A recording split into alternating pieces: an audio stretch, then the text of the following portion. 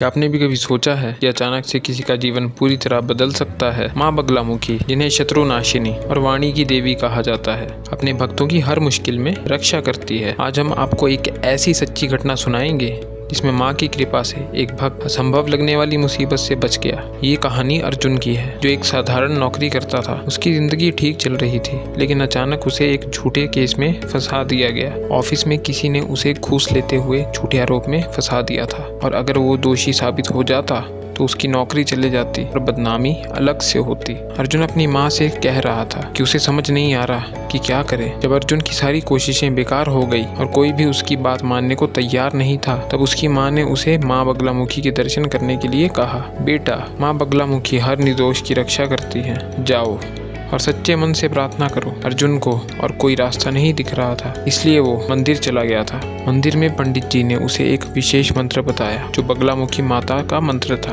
अर्जुन ने इस मंत्र का नित्य जाप करना शुरू कर दिया। कुछ दिनों बाद अर्जुन की सुनवाई हुई। तभी अचानक जिसने अर्जुन पर झूठा आरोप लगाया था, वो घबराने लगा और अपने बयान बदलने लगा। कोर्ट को भी समझ नहीं आ रहा था कि आखिर ये हो क्या रहा है, और इसी बात को लेकर कोर्ट में भी सबको समझ आ गया था कि आरोप झूठे थे और अर्जुन को निर्दोष घोषित कर दिया गया। अर्जुन समझ चुका था कि ये सिर्फ एक संयोग नहीं था, बल्कि माँ बगलामुखी की कृपा थी। उनकी शक्ति ही थी जिसने सच को उजागर कर दिया और झूठ को शांत कर दिया। माँ बगलामुखी की शक्ति अपरंपार है। जो भी सच्चे मन से उनका स्मरण करता है, उनके जीवन की हर बाधा शांत हो जाती है। अगर आप भी किसी कठिनाई में हैं, तो माँ बगलामुखी की शरण में जाइए और उनकी कृपा का अनुभव कीजिए। जय माँ बगलामुखी।